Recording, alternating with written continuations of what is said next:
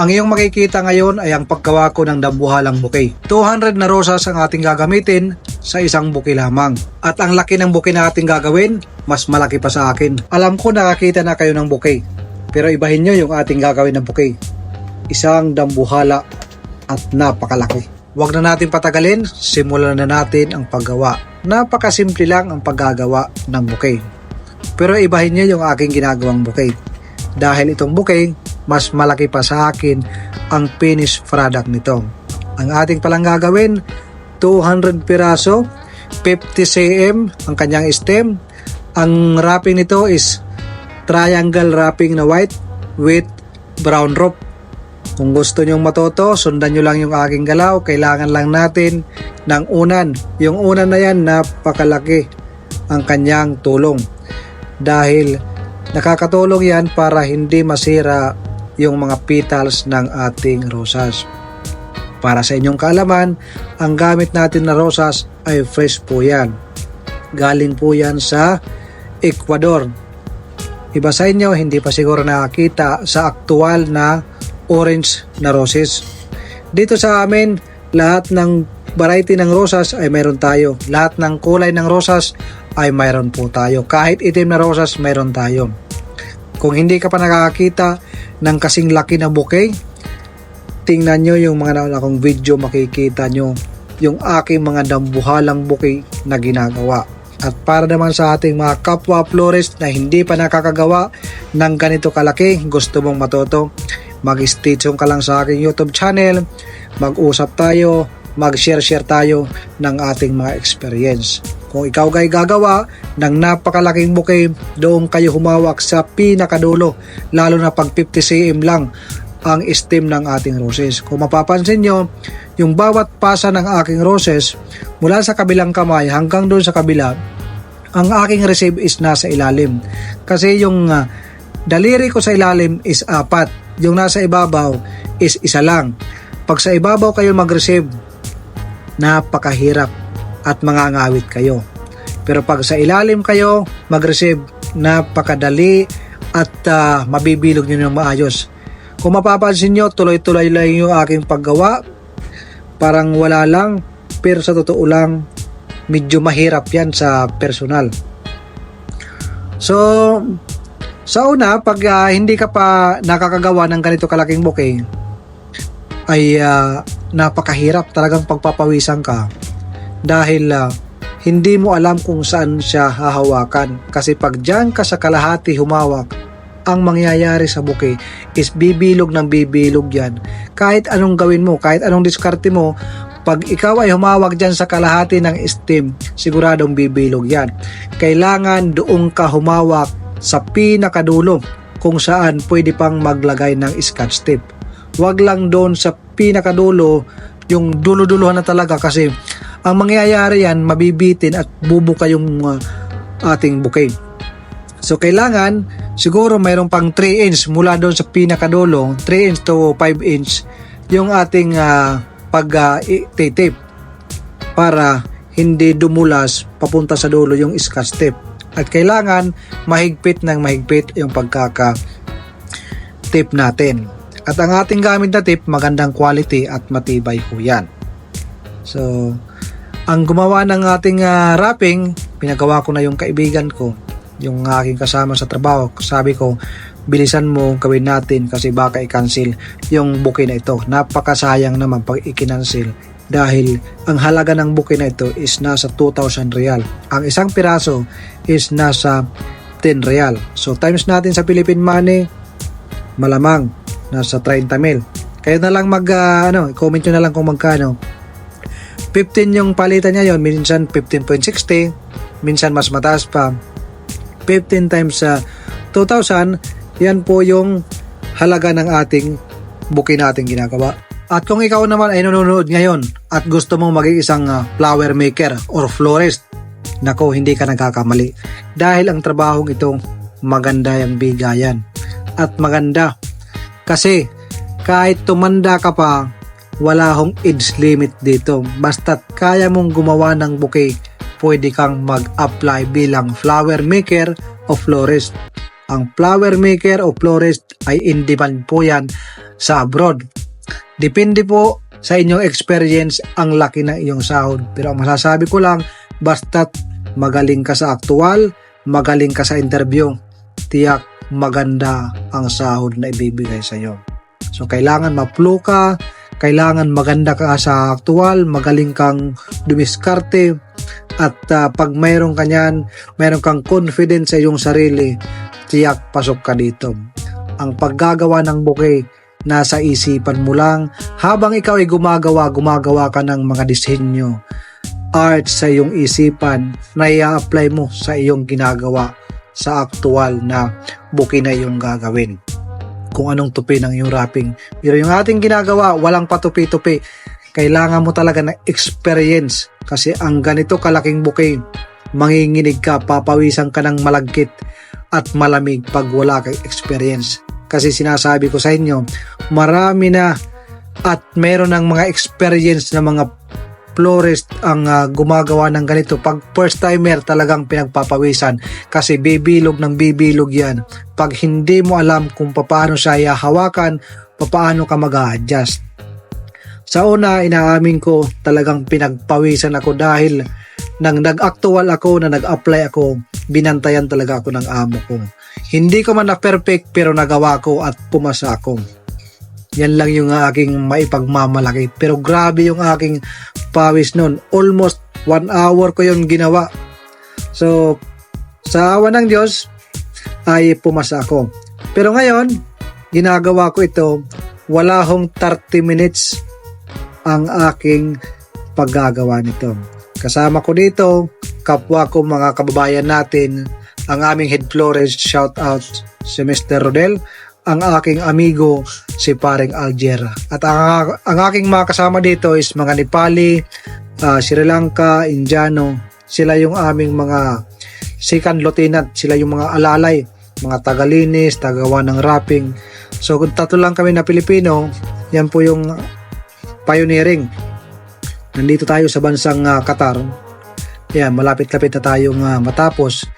Na lang ako, voice over, kasi nang nag-video ako kanina, naglagay ho ako ng makikita nyo sa may dibdib ko, mayroon akong mic na nilagay. Tapos nang chinik ko yung aking video, wala pa ngang 5 minutes nawala yung aking sinasabi. Pero sa una mayroong sinasabi, wala namang gumalaw sa aking cellphone or yung aking camera. Bigla na lang nawala, para bang mayroong kakaibang humagip na hindi ko alam, nagpaparamdam sa atin dahil nga mayroon tayong hawak ng bulaklak. Baka nagustuhan yung ating bulaklak, pero tuloy tayo sa ating paggagawa. Kung mapapansin nyo yung ating ginagawa, yung aking hawak na steam doon sa left side, para na ako nakayakap sa paa ng chicks. Siyempre ini-imagine ko yan para masyado akong kanahan. Yan, tingnan mo naman kung gaano ako mawak. Halos inaano ko na, ginagakos, gagakos, Bisaya, bang kadungoy. So, parang niyayakap ko na. Yan, sumisigaw ako dyan. Sabi ko, bilisan mo, gumawa ka ng wrapping dahil ika-cancel ito pag hindi natin matapos sa tamang oras dahil urgent order ito. Tingnan nyo, nagsasalita ako dyan. Pero, wala nga akong nasagap na voice na galing sa aking actual video. Kaya voice over na lang, magtiis na lang tayo. So kinikwento ko na lang sa inyo yung mga nangyayari, mga ginagawa ko araw-araw. So ayun. Pala, kung hindi ka pa nakapag-subscribe sa aking YouTube channel, huwag mong kalimutan mag-subscribe sa ating YouTube channel. Ayan po ay utang na loob ko sa inyo. At hindi lang ito nakakatulong sa akin, makakatulong din yan sa aking pamilya. Maraming salamat sa mga nagsusubscribe sa inyo. And God bless. Yan si Ali, sumasahod niya siguro mga 3,500. Katulong yan, tagagawa ng wrapping, tagalinis. Ayun. Doon naman sa kabila, doon sa likod na yan na dumating, excuse me, yung may dalang papel, ayun, lumali. Si Shakil yon. Si Shakil, walang kaalam-alam yan, hindi marunong mag-English, pero ngayon, nakikipagsagutan na, marunong na. So ngayon, hindi nakakagawa yan ng rosas na 50 piraso, ngayon nakakagawa na. Ayan, may nilagay na naman na order sa akin. Ang nilagay sa aking harapan is Grafton variety, 100 piraso, 70 cm yung ating gagawin. Tingnan nyo naman si Paring Ali. So, si Paring Ali, isa po yung Nepali. Kawawa yan kasi medyo yung kanyang tindig katawan is medyo may kapansanan, pero tinanggap pa rin ng aking amo. Kaya, saludo din ako sa aking amo. Dahil kahit may kapansanan siya, tinanggap niya si Ali Boy. Ngayon, tapos na yung ating 200 piraso na orange crush variety. Ngayon, tinalian ko ng mahigpit doon sa pinakadulo. Tingnan nyo naman, wala kagamit-gamit na gunting. Kung hindi ka talaga eksperyensado, ay kailangan mong gumamit ng gunting. Ayan yung pinagawa ko na triangle wrapping. Kaya tinawag na triangle wrapping kasi sa dulo, triangle, hugis triangle. Ngayon, dahil maikli yung ating wrapping, lalagyan natin ng tape dyan sa gitna. Wala nang gunting-gunting, pipitasin lang yung napakatigas na scotch tape. So, ganun po tayo. Hanapin yung harap. Pagkatapos mahanap yung harap, so yan dito sa pinakaharap, yun yung pinakaharap dito sa right side. Ngayon, magsisimula na ako mag-wrapping. Kung nasundan nyo yung aking mga ginagawa, so pwede kayong maging isang florist at pwede kayong bumili ng bulaklak, mag-actual kayo, gawin nyo. At yun na yung simula para maging isa kang ganap na florist. Pero marami pa tayong pagdadaanan, marami pa tayong pagkukwentuhan. Kung mayroon kayong katanungan about sa bulaklak, about sa mga gamit ng bulaklak, sa paggagawa ng bulaklak, floral foam, floral tube, floral wire, tanungin nyo lang ako, mag-comment lang kayo sa comment section, pwede ko kayong matulungan, pwede ko kayong masagot. Kung kayo naman mag-apply papuntang Qatar, mayroon pong mga grupo ng florist, ang pangalan niya is Qatar Florist Group dito sa Qatar. Sa mga ibang bansa, Bahrain, UAE, Saudi, mayroon po yan mga grupo para sa mga florist. At kung makikita nyo sa Facebook, pwede kayo mag-search. Napakarami ng hiring. Mayroon pang umaabot ng 100,000 ang sahod. Ayaw mo pa ba yan? May 50,000, may 70,000. Depende nga sa iyong experience. Pero kung hindi ka marunong, konti lang ang iyong kaalaman na sa yun, hindi ko na alam ang sabihin. Basta malaki ang sahod.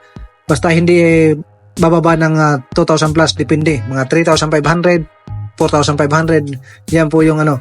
Ito si Kalbo, si Shakil. Yan, walang kaalam-alam yan.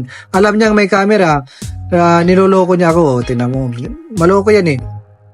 Sabi niya, bata pa daw siya, 30 plus pala, pero yung mukha niya ay parang 50 plus na. So now, wala na yung balahibo sa ulo.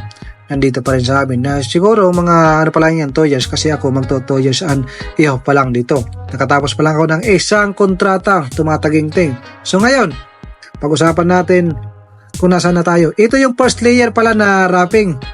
Ayan. Ang kasunod dito, siyempre second layer. So, ano pa ba ang gusto nyong malaman? Sabihin nyo sa akin at mag-comment kayo sa comment section at pag-uusapan natin. At syempre, tutulungan ko kayo kung gusto nyo maging isang florist, kung paano gumawa at paano maging isang ganap na florist, paano mag-apply. Sa una, sobrang kabado ako sa pag-apply ko. Wala akong lakas ng loob dahil nga laking farm lang ako. Para ako si yung nasa Senado yung kinasuhan sa una na laking farm lang, parang ganoon ako eh.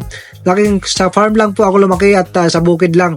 Wala akong confident, pero tinaga ko sa aking isipan na sa pagkagawa ng bulaklak, mas maganda to kaysa maging manunggiti, kaysa maging isang magtatanim ng palay. Mas maganda to kasi hindi mainit, hindi maputi, kaya talagang kinarir ko ito. Nang ito ay napasok ko, naku po, Panginoon Diyos, dito na ako, nakabili ako ng motor, nakabili ako ng sasakyan at marami mga kaibigan. Nakakatulong ako pa konti-konti sa aking mga kamag-anak, sa nakakabuhay ako ng aking asawa. So yun nga lang, isang asawa lang ang kaya natin buhayin sa ating sahod. Pero pag ikaw ay sobrang laki ng sahod, pwede na ang dalawa, pero wag yan, masama yun. So tuloy-tuloy lang, ito yung pangalawang layer ng ating pagrarapping, siyempre. Marami akong kasama dyan, nandun sa likod, nandun sa kaliwat kanan. Kasi kami dito, ang production area is nasa 25 na florist, kanya-kanyang table, at siguro ang aming tagalinis ay 8 piraso. Maliban dyan yung mga taga-picture, 3 piraso. Taga-picture lang yan, taga-hawak, taga-print ng card, iba yon. At syempre yung ating mga taga-deliver is nasa around 50 na driver. Mayroong direct hire, mayroong car lift, iba-iba. Napakarami mga kaibigan. So ayan na, lumalabas na. Kung i-compare nyo kung gaano kalaki yung ating bouquet sa aking katawan, makikita nyo naman. Kaya ako sinabing mas malaki pa sa akin or kasing laki ko yung bouquet na ating ginagawa. Dahil pag binuhat ko yan, yung buka ng bouquet na yan, yung kanyang ulo, ay mas malaki pa sa aking katawan. Yan ho. Ayan na yung pangatlong layer na ating tinapal. At ito naman yung pang last but not the least, yung kanyang paa or kanyang buntot na tinatawag. Excuse me po mga kaibigan. Naubusan lang ako ng pangkwento sa inyo. Ano pa ba ang yung gustong malaman?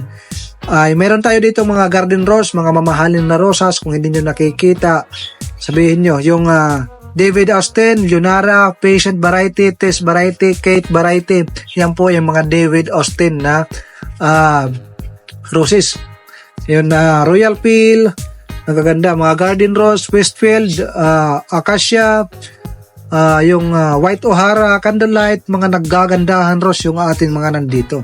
Kaya hindi mo masasabing pipitsugin yung aking pinagtatrabahoan na company dahil nga mga dambuhalang bouquet at yung aming isang bouquet lang ay umaabot ng 200, 300, 500 kung makikita nyo sa mga iba kong video. Ito na yung pinakadulo. Ito na yung pinaka last portion. Kailangan doble yung ating rope na gagamitin. At yung ating wrapping na ginamit is doble po yan. At the last, makikita nyo is piniko ko. Ayan na. Excuse me. Ayan na. Kakagaling ko lang talaga sa trabaho. Katapos kong kumain, nag-edit. Katapos kong mag-edit ngayon, i-upload ko ito para makita nyo na yung ating resulta ng ating ginawa. Kailangan mahigpit ang pagkakagawa para hindi matanggal. Kasi pag patanga-tanga yung ating driver at matanggal ho yan, ibinigay kay madam, wrapping na lang, naku po, Panginoon Diyos. Mapagalitan ho tayo. Ayan na po yung ating gagawing ribbon, yung ating rope na 5 doble. Ganyan lang kasimple, hindi ko na tinali. Sabay doon, i-clip doon sa may tali. Ganyan lang, mayroon ka ng instant ribbon na brown rope. Napaka-aesthetic ng galawan na ating ginawa. Sabi ko nga sa inyo, simpleng-simple lang ang paggawa. Pero kung kayo mismo ang gagawa, pagpapawisan kayo ng malagkit. Ito na, yung ating finished product. At ayun na, nasa likod na yung Grafton na 100 na ating sunod na gagawin. So, this is it, pansit. 200 crush. 200 orange crush. White triangle wrapping with brown rope. Napaka-elegante at napakaganda ng aking bouquet. So, huwag niyong kalimutan mag-subscribe and hit the notification bell. Maraming salamat. Tapos na ho. Maraming salamat sa pagsama nyo sa aking video. Pupunta ko na doon sa magpipicture. Magandang araw sa inyo.